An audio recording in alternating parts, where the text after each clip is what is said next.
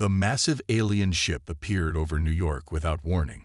It hung in the sky like a metal cloud, silent and still. Military jets circled it at a distance, but did not fire.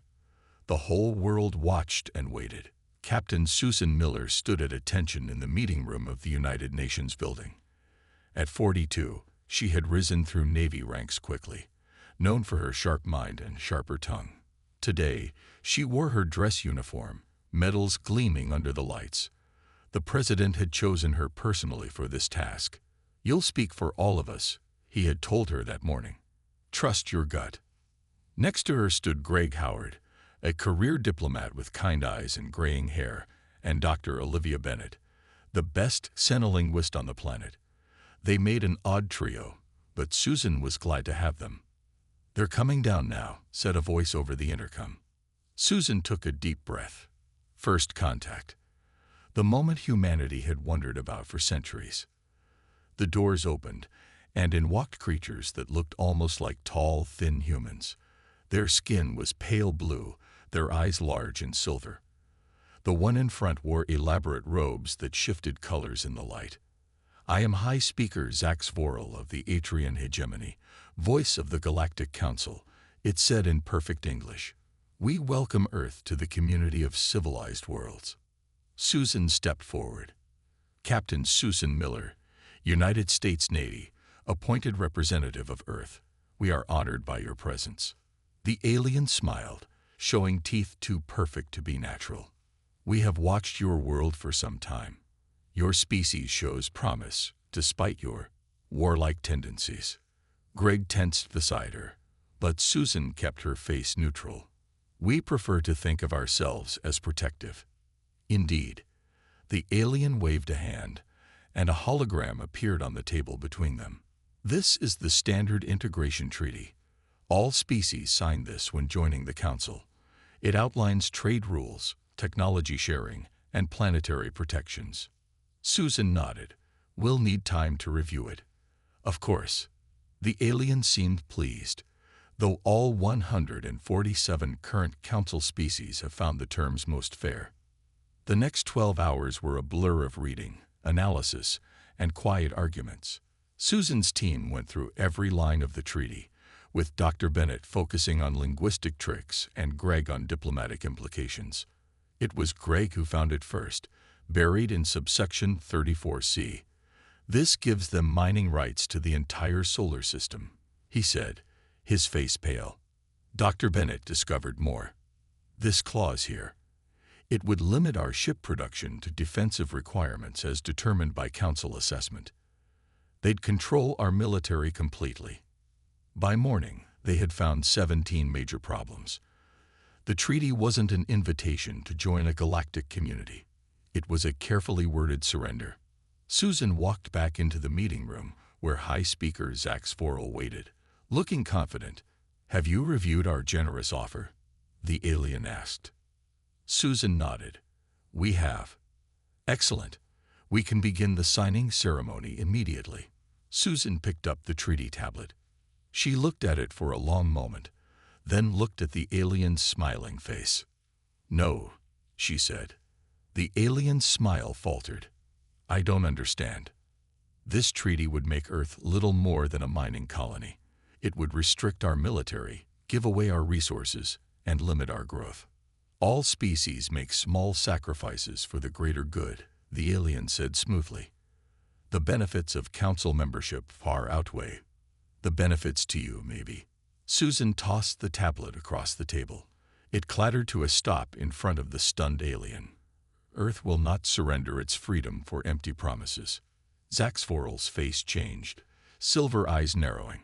"You mistake politeness for weakness, Captain. The Council is not accustomed to refusal." Susan leaned forward. "Then the Council is about to get a very rude awakening."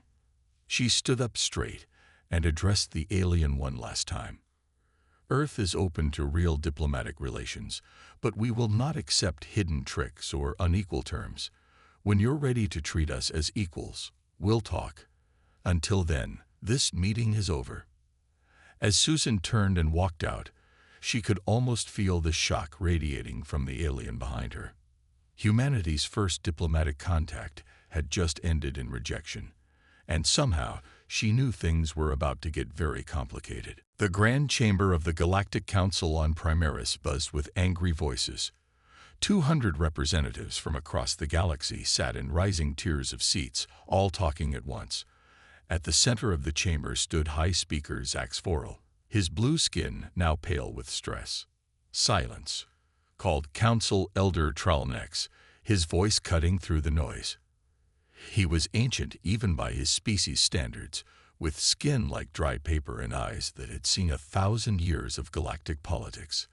Let the High Speaker finish his report. Zaxforel bowed slightly.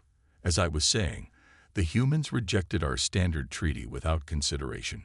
Their representative actually threw the document back at me. Fresh murmurs swept the chamber. No species had ever rejected the Council's first contact protocol. It was unheard of. Perhaps there was a translation error, suggested the representative from Morelia, her feathered crest rising in confusion. No error, said Zaxforel. They understood perfectly. They simply refused. Elder Tralnex gripped his ceremonial staff tighter. This is most disturbing. All species must follow the proper path of integration. It has been our way for 40,000 years. The doors at the far end of the chamber opened. A small group of humans walked in, led by a woman with short gray hair and a stern face. She wore a dark blue suit and walked with perfect posture. Karen Fisher, Earth's ambassador, announced the chamber herald. Fisher walked to the center of the room and stood next to Zaxforel, who moved away slightly. "Greetings, Council," she said, her voice strong and clear. "I come to explain Earth's position." Elder Tralnex leaned forward. "There is nothing to explain, human. The treaty is standard. All species sign it." Ambassador Fisher smiled, but her eyes remained cold. "Then all species have made a mistake. The treaty you offered would turn Earth into nothing more than a resource provider, with no real voice in this council. You would receive the same protections as all junior members," said a reptilian representative from the third tier. "Junior members?" Fisher raised an eyebrow. "And how long does a species remain junior?" The chamber grew quiet. No one answered. "I thought so," Fisher continued. "Earth proposes a different approach, equal standing from the beginning. Fair trade agreements. No hidden clauses about resource rights." The Celtor representative stood up, his massive frame casting a shadow over those nearby. He was from a warrior species known for their direct approach to problems. "This is outrageous," he growled. "If humans wish to join civilized space, they will follow rules. If not, perhaps a small military action would educate them on proper respect." Fisher didn't flinch. "I wouldn't recommend that approach." "You threaten us." The Celtor's voice rose in disbelief. "Not at all," said Fisher calmly. "I'm simply stating a fact. Humans don't respond well to threats. We've spent most of our history fighting each other. Now we're finally united. I'd hate to see what would happen if we had a common enemy." The chamber erupted again. Elder Tralnex banged his staff on the floor repeatedly until order returned. "Ambassador Fisher," he said, his voice tired, "please understand. The Council has procedures, traditions. We cannot simply change them for one species." "Then Earth will not join your Council," Fisher said simply. "We'll forge our own path." Before anyone could respond, a junior aide rushed in and whispered to Elder Tralnex. The Elder's eyes widened.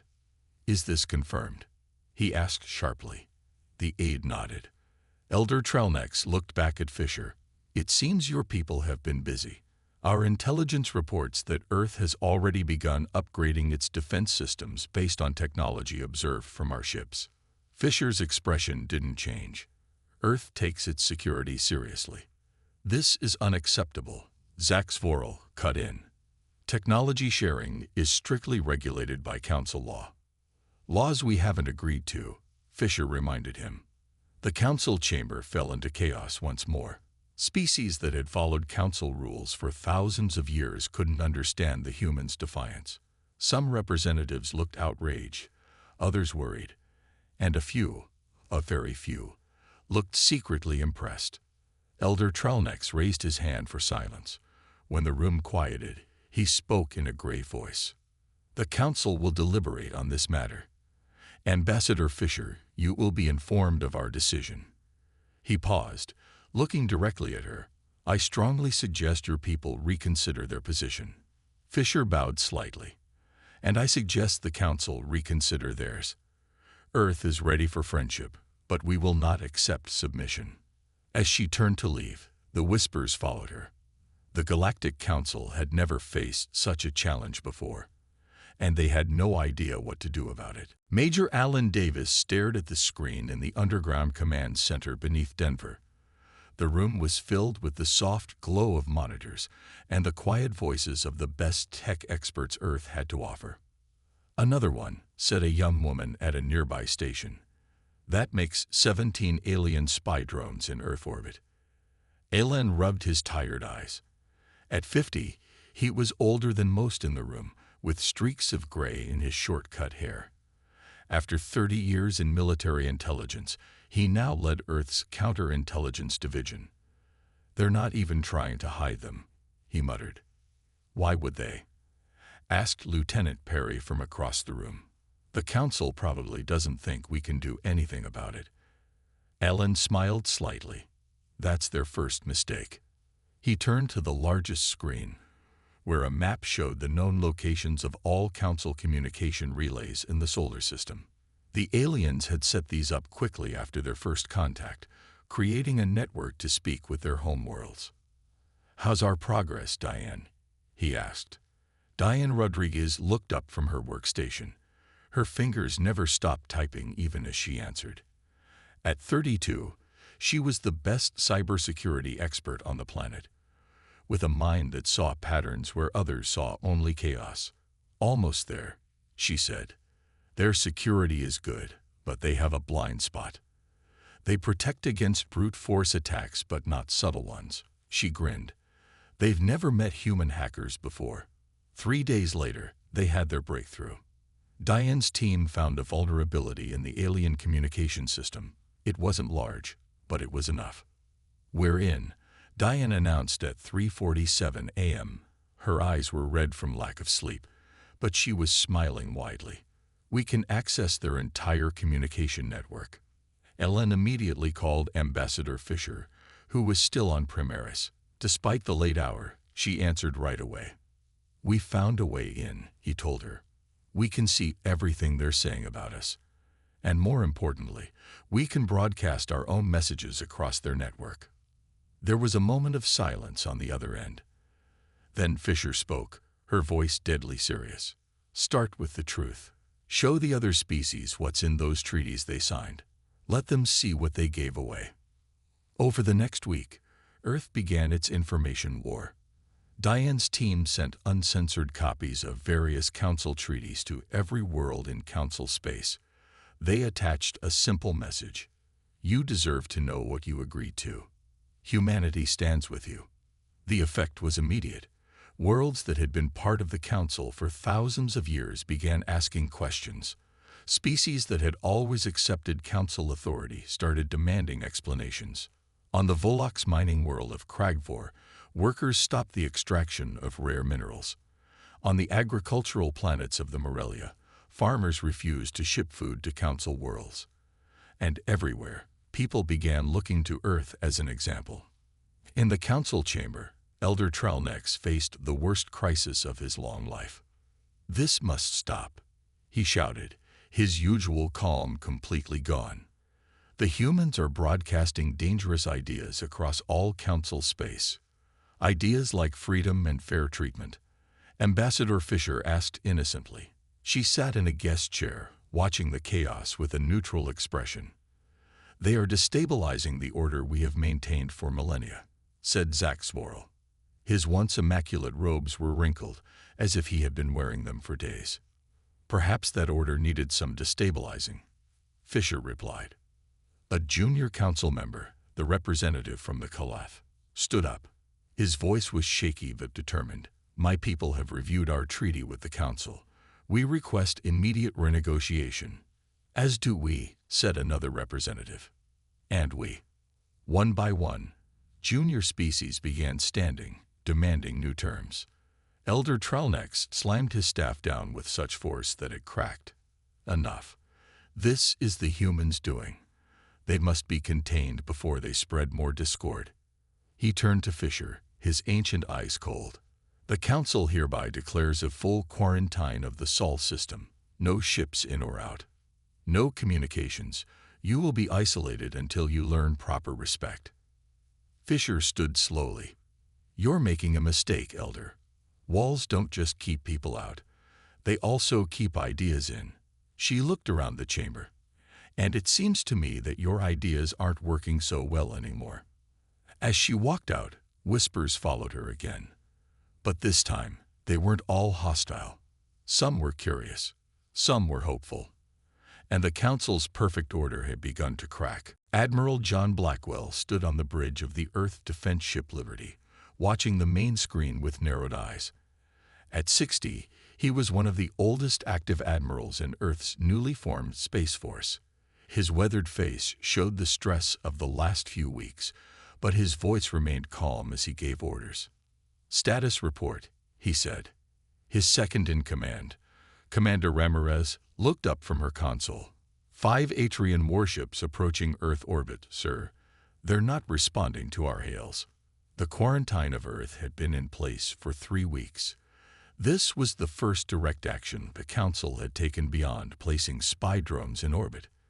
"They think we'll back down when faced with their superior technology," Blackwell said quietly. "Time to spring our little surprise." He opened a channel to all Earth defense ships. There were only 8 vessels visible on radar, a small force that had made the Council overconfident. "All ships, this is Admiral Blackwell. Execute Plan Hornet's Nest on my mark." He paused, looking at the approaching Atrian vessels. Mark. Across the solar system, 200 stealth platforms came to life. Earth had been building them in secret since first contact, using what they learned from studying alien technology. The platforms had been hidden behind moons, in asteroid fields, and in Earth's orbit disguised as space debris.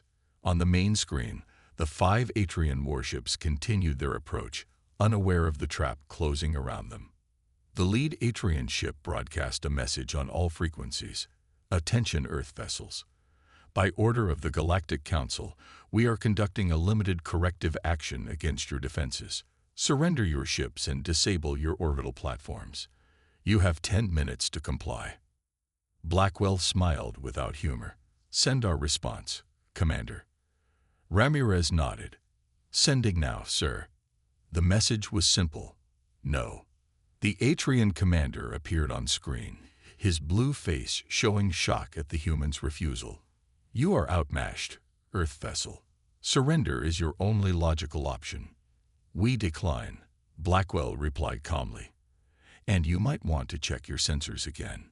The alien's silver eyes widened as his crew alerted him to the sudden appearance of hundreds of human defense platforms, now surrounding the Atrian ships. "This is your final warning," Blackwell said. "Leave Earth space immediately or face the consequences." The Atrian commander's shock turned to anger. "We do not take orders from lesser species." He cut the communication, and the Atrian ships began powering their weapons. "They fired on Platform 37, Ramirez reported. Platforms returning fire." The space around Earth lit up as energy weapons fired from all directions. The Atrian ships were caught in crossfire, their shields failing under the coordinated attack. "Target their engines and weapons only," Blackwell ordered. "I want ships we can capture, not destroy." Within 20 minutes, 3 Atrian ships were disabled, and 2 more were desperately trying to escape. Earth vessels moved in, surrounding the crippled alien ships. "Boarding teams ready, sir," reported Lieutenant Frank Walsh over the comm. He led the Special Forces unit trained for ship capture. "Proceed, Lieutenant," Blackwell ordered. "Remember, we need prisoners and technology."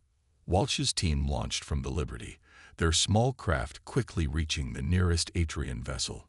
Using cutting tools adapted from alien tech, they breached the hull and entered the enemy ship. The aliens fought back, but they were unprepared for human tactics. Walsh led his team through the ship room by room, securing it with minimal casualties on both sides. Bridge secured, Admiral. Walsh reported an hour later. Ship is ours. Crew has surrendered. We have access to their systems. Blackwell nodded. Excellent work, Lieutenant. Secure the prisoners and download everything you can from their computers. As reports came in from the other captured ship, Blackwell allowed himself a moment of satisfaction. For the first time in the Council's 40,000-year history, a corrective action had failed. He opened a channel to Earth Command. This is Admiral Blackwell. Phase 1 complete. We have captured 2 Atrian warships with minimal damage. 3 enemy vessels destroyed when they refused to surrender. The response came quickly from General Peters at command. Well done, Admiral. What's the status of our defense grid? 97% operational. We lost 8 platforms total. Blackwell paused. The next move is the Council's. As the Liberty moved to secure the area, Blackwell knew the real war was just beginning. But humanity had sent its message. Earth would not be an easy conquest. And somewhere in the Council chamber, Elder Tralnex was about to receive news that no Council leader had ever heard before. Humans had fought back, and humans had won. Secretary Patricia Green walked through the underground tunnels of the Volox mining world, HFY. Dust filled the air, making it hard to breathe even with the mask she wore. Behind her followed 2 bodyguards and a translator, though she had learned enough of the Volox language to manage basic conversations. At 55, Patricia had spent most of her life in diplomacy. She had gray-streaked black hair pulled back in a practical bun and eyes that missed nothing. As the head of Earth's new interspecies diplomatic corps, she was doing something the Council thought impossible, making direct contact with oppressed species. The main chamber is ahead, said her Volox guide, Drek. He was short and stocky, with tough gray skin that had evolved for tunneling. Our leaders are waiting. The chamber was vast, carved from solid rock, and lit with glowing crystals. Hundreds of Volox sat in rough stone seats, all eyes turning to Patricia as she entered. The Volox had been miners for the Council for over 2,000 years. Now they wanted something more. People of HFY, Patricia began, her voice carried by the natural acoustics of the cave. Earth stands with you in your desire for freedom and fair treatment. A rumble of approval went through the crowd. For too long, the Council has taken your resources while giving little in return. They call you a junior species, but after 2,000 years, when does junior end? She paused, looking around the room. Earth asked that same question. They didn't like our answer. The leader of the Volox, a female named Grish, with scars across her face from years in the mines, stepped forward. The Council punish you for asking questions. They will punish us too. Patricia nodded. They tried to punish us. They failed. She activated a small projector that showed footage of the recent battle near Earth. This was their corrective action. These are their ships being captured by our forces. The crowd gasped. No one had ever defeated a Council fleet before. The Council is not all-powerful, Patricia continued. They rely on fear and tradition, but traditions can change. Grish considered this. What do you suggest we do? Stop mining. The Council needs your minerals for their ships and weapons. Without them, they grow weaker while you grow stronger. They will send troops, someone shouted from the crowd. They might, Patricia agreed, but their forces are stretched thin. They're trying to control dozens of worlds that are now questioning their treaties. And if they do come, she smiled slightly, Earth will help you be ready. At that moment, a side door opened, and Captain Lisa Martinez entered with her team. They carried large crates marked with Earth symbols. Lisa was 40, with dark eyes that had seen combat on 3 continents before being assigned to this mission. She nodded to Patricia. As promised, Patricia said to Grish, tactical advisors and defensive weapons, Captain Martinez will train your people to use them. Grish's eyes widened. The Council forbids weapons for junior species. Earth doesn't recognize Council restrictions, Lisa said, opening one of the crates to reveal energy rifles and shield generators. And we believe everyone has the right to defend themselves. That same day, similar scenes played out on 12 other worlds. Earth ships, moving through secret paths to avoid Council patrols, delivered weapons and advisors to species ready to stand against their oppressors. On Primaris, the Council chamber had descended into chaos. Representatives shouted over each other as reports came in from across the galaxy. The Volok's have stopped all mining operations. The Morelia are refusing to deliver food shipments. The Drev have seized Council facilities on their homeworld. Elder Tralnex planned his new staff repeatedly, trying to restore order. This is human interference. They must be stopped. From his seat, the Kalath ambassador watched silently. Then, in the middle of the chaos, he stood. The room gradually fell quiet, all eyes turning to him. For 5,000 years, the Kalath have served the Council, he said, his voice steady. Today that ends. The Kalath formally withdraw from all treaties with the Galactic Council. Gasps filled the chamber. I hereby request asylum on Earth, the Kalath continued, and offer our fleet to the human cause. It was the first open defection of a Council member. It would not be the last. As the Council chamber erupted again, Elder Tralnex's face showed something no one had ever seen there before. William Clark adjusted his tie nervously as he entered the grand meeting hall on the neutral planet Vega Prime. The Council had finally requested peace talks, and as Earth's chief negotiator, the responsibility weighed heavily on his shoulders. At 48, he had spent his career resolving conflicts on Earth, but never anything of this scale. Remember, they're desperate, said Karen Fisher, walking beside him. That makes them both dangerous and willing to compromise. William nodded. His team followed behind them. 3 diplomats, 2 military advisors, and a xenobiologist who specialized in reading alien body language. The Vega Prime Hall had been built thousands of years ago as a meeting place for warring factions. Its stone walls were carved with symbols of peace from 100 extinct civilizations. On the other side of the massive round table sat the Council delegation, led by Elder Tralnex himself. The ancient alien looked tired, his skin more wrinkled than before, but his silver eyes remained sharp. Earth representatives, he said, his translator converting his words, we welcome you to these discussions.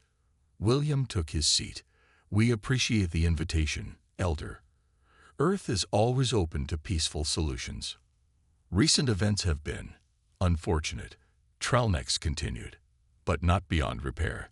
The Council is willing to offer new terms for Earth's integration.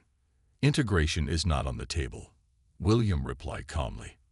Earth will join a truly equal galactic community, or none at all. The talks continued for days.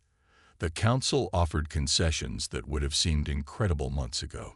Special trading rights, technology sharing, even a seat on the Junior Council. Earth rejected them all. They're stalling, Commander Nicole Wright said during a private meeting in their quarters. She was head of Earth's intelligence network, with short blonde hair and a perpetual frown. Our spies report massive fleet movements throughout Council space. William rubbed his tired eyes. You think this is a trap? Nicole nodded, pulling up holographic displays showing ship movements.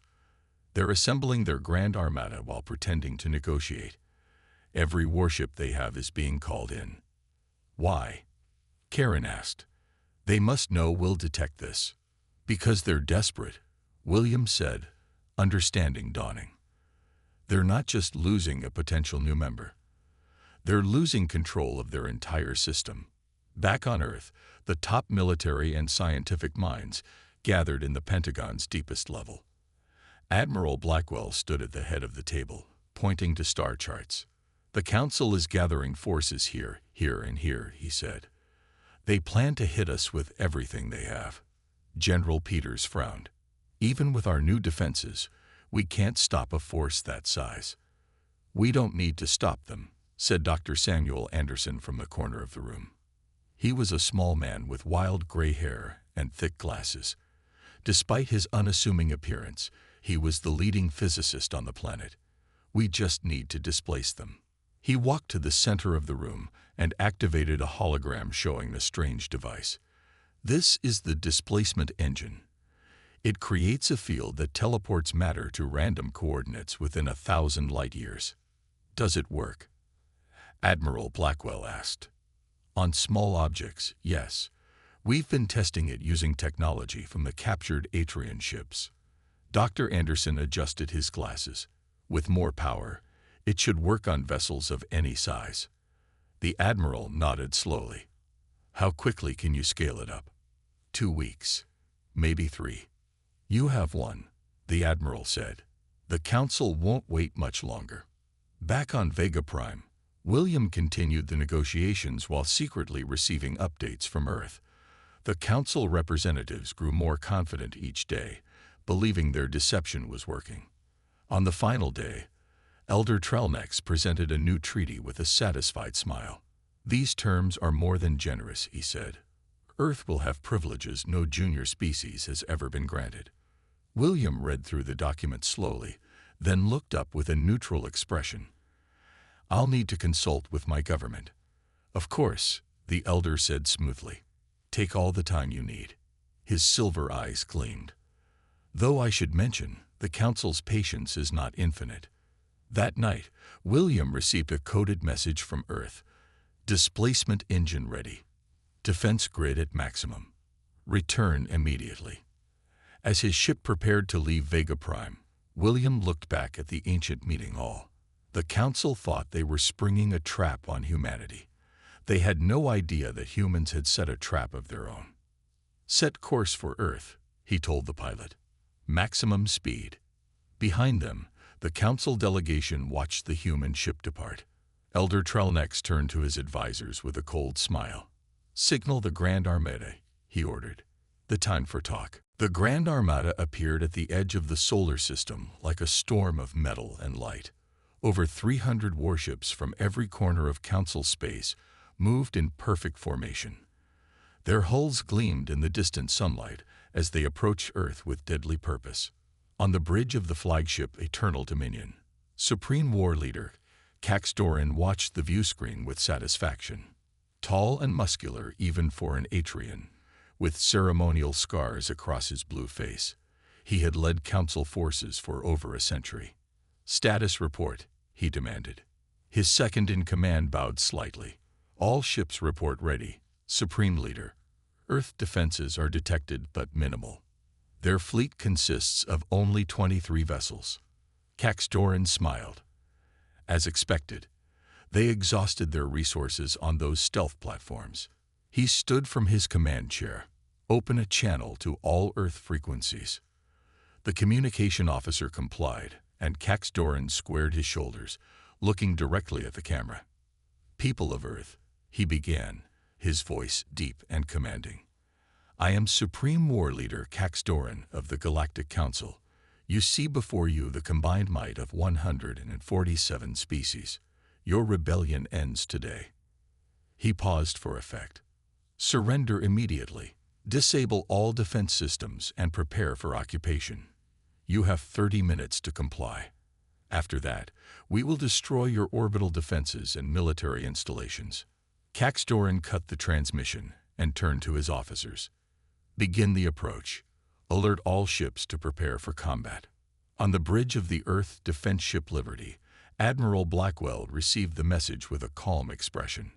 Around him, his crew worked with quiet efficiency, each person knowing their role in what was about to happen. Signal all ships, Blackwell ordered. Execute Operation Scattered Pieces. Earth's small fleet moved forward, spreading out to engage the massive armada.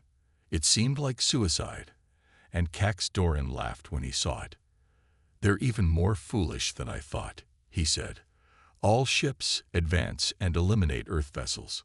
The front line of the armada surged forward, weapons charging. Earth ships fired first, their shots barely damaging the Council vessels' shields. They're running, reported an officer on the Eternal Dominion. Earth ships are retreating toward their planet. Doran nodded. Pursue and destroy. No mercy. The armada followed, moving deeper into the solar system. As they passed Mars, sensors detected something strange. Supreme Leader, called the worried officer. We're detecting energy signatures, thousands of them, all around us. What? Doran moved to the sensor station. Show me. The display revealed small devices scattered throughout the path of the armada. They had been hidden behind asteroids, moons, and space debris, completely undetectable until now. Analyze, ordered Doran. Before the analysis could complete, the devices activated. A strange blue field swept across space, enveloping the front section of the armada. Evasive action. Doran shouted, but it was too late. 30 Council ships simply vanished. Not destroyed, just gone. What happened? Demanded Doran. Where are they? On the Liberty, Dr. Anderson monitored the displacement engine's effects from a special console. First wave successful, he reported to Admiral Blackwell. 30 ships displaced to random coordinates within 1,000 light years. Blackwell nodded. Activate the second wave. Another pulse swept through space, and more Council ships disappeared. Panic spread through the armada as commanders lost contact with each other. Doran's face turned dark with rage. Continue the attack. Push through to Earth. The remaining ships pressed forward, but they were flying into a trap. Earth had spent weeks planting displacement devices throughout the solar system, creating an invisible maze that the armada had to navigate. Wave after wave of Council ships vanished. Some tried to retreat, only to find their escape routes blocked by more displacement fields. This is impossible. Doran slammed his fist on the console. No species has this technology. The Eternal Dominion shuddered as a displacement field caught its edge, sending a portion of the massive ship's hull somewhere across the galaxy. We've lost engines, reported an officer, panic in his voice. Life support failing on decks 12 through 17. On the Liberty, Admiral Blackwell watched as the once mighty armada fell into chaos. Some ships fled, others fired blindly, and many simply disappeared into the blue fields. Open a channel to the Eternal Dominion, he ordered. Doran's angry face appeared on screen. What have you done, human? Changed the rules. Blackwell replied simply. Your ships aren't destroyed, just relocated. Surrender now, and we'll help you find them. The Supreme War Leader stared in disbelief. This is not possible. This is not how war works. Blackwell smiled slightly. That's the thing about humans, War Leader. We don't much care how things are supposed to work. We find our own way. As the remains of the Grand Armada either surrendered or fled, Earth's victory became clear. The greatest military force in galactic history had been defeated not by superior firepower, but by human ingenuity.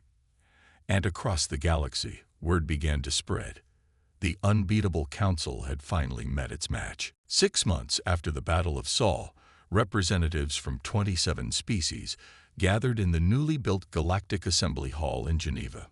The massive dome of glass and steel reflected Earth's sunlight, symbolic of the new transparency in interstellar relations.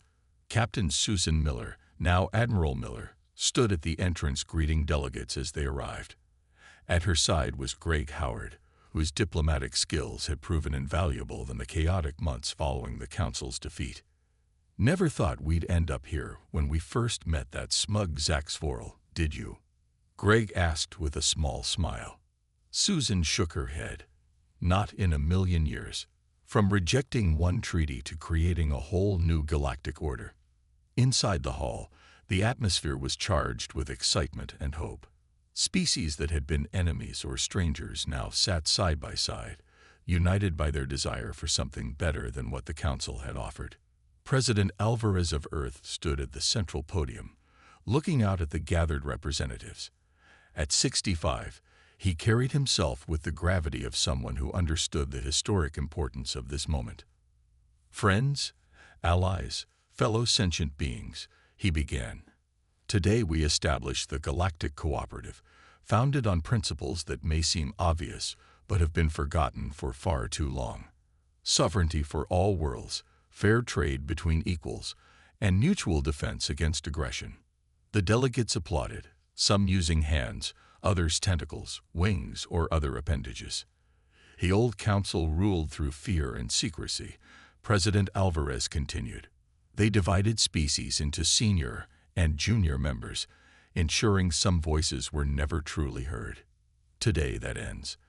In the cooperative, each world has one vote, regardless of age, technology, or military power. From her seat in the front row, Karen Fisher watched with satisfaction. The tough negotiations of the past months had paid off. Even former council loyalists had eventually agreed to the new terms, faced with the alternative of isolation.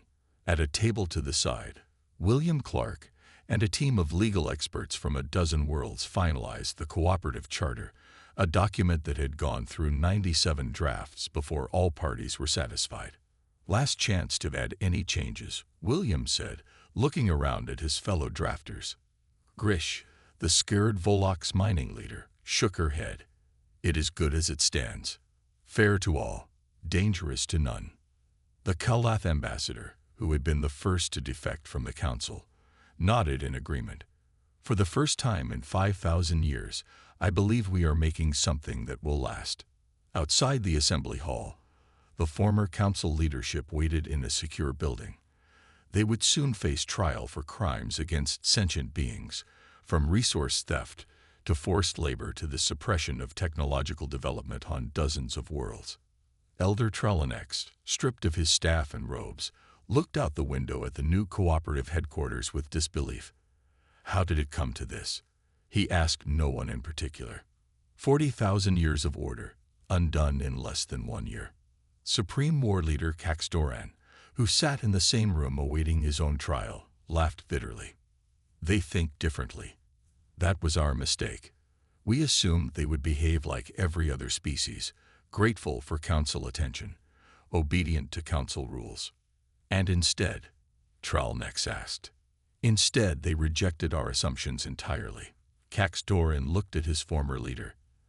They decided the game was unfair, so they flipped the table and made everyone play a new game. Their game. Back in the assembly hall, the charter was finally signed. One by one, representatives of 27 worlds added their marks to the document, each in their own way. As Admiral Miller watched, she thought back to that first meeting, when she had thrown the council's treaty back at Zaxforel. It had been a simple act of defiance, but it had sparked something that changed the galaxy forever. President Alvarez made the final announcement. The Galactic Cooperative is now established. Cheers filled the hall. A new era had begun. Later that evening, at a reception overlooking Lake Geneva, Admiral Miller stood with Ambassador Fisher, Dr. Anderson, and other key figures who had helped reshape the galaxy. So what now? Dr. Anderson asked, sipping his champagne. We've changed the rules of galactic civilization. What's next? Admiral Miller looked up at the stars, now filled with not just mystery but possibility. Now, she said with a smile, we start exploring properly, not as conquerors or subjects, but as equals, and we make sure no one ever has to throw a treaty across a table again.